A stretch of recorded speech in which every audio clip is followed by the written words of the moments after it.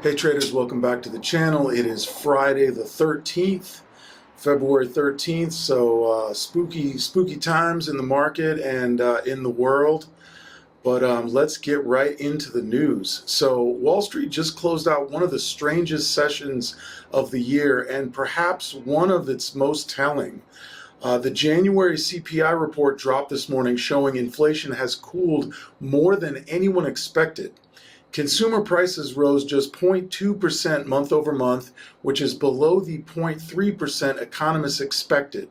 Year over year, inflation came in at 2.4%, which is also under the 2.5% forecast. So on paper, that's exactly what the bulls wanted to hear. And for a few hours, it actually worked. Stocks rallied, treasury yields plunged, the 2-year dropped to its lowest level since 2022.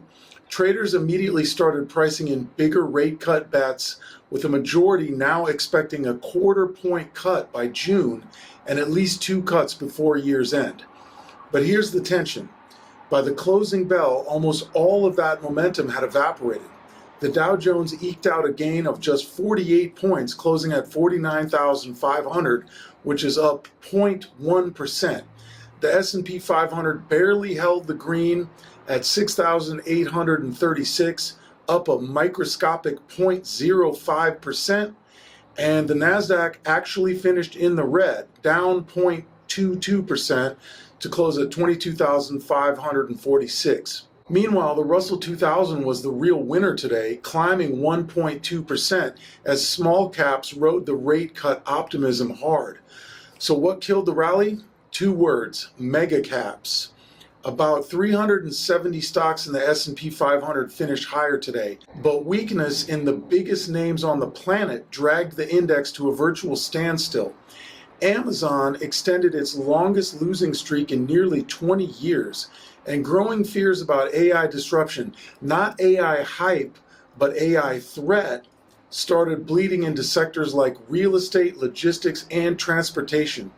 The old economy names investors had been hiding in suddenly didn't feel so safe either. That AI story cut both ways in earnings. Applied Materials surged over 8% after posing a strong outlook fueled by semiconductor demand for AI infrastructure.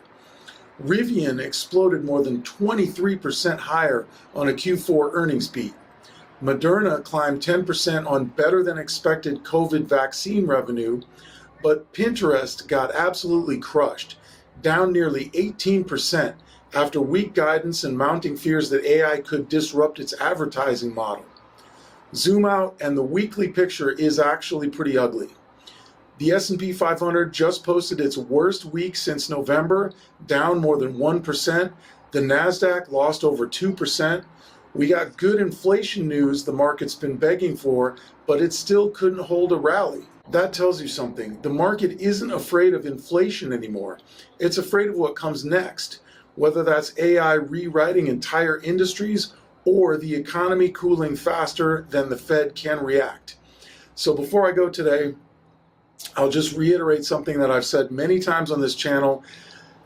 Don't overlook your opportunity to go short. So on days when the market's had a terrible day, so many things are red, you can always go short. You can always buy put contracts and you can just bet to the downside and make money as price falls. And that's what I've been doing recently. I've been going short a lot more often than I normally do because under more normal conditions, I'm usually going long a lot more than I'm going short.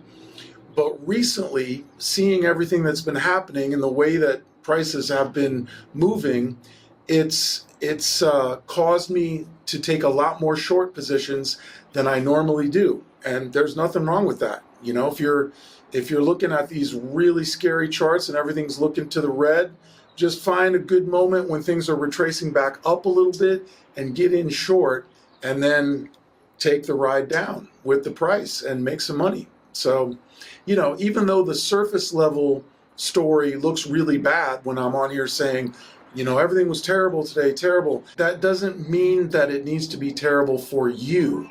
It's only terrible for you if the only position that you're in is just buy and hold and hope that everything rises. If you're a day trader and you get in with a short-term perspective on your timing, you can get in going short and you can make money when everything falls out for the day. So that's definitely something that you should be thinking about in these conditions right now. So just stay sharp, keep your head on a swivel, and remember, markets are closed Monday for President's Day, so we got a long weekend. So I'll be back on Tuesday for another market wrap-up, and until then, have a good weekend, everybody. See you soon.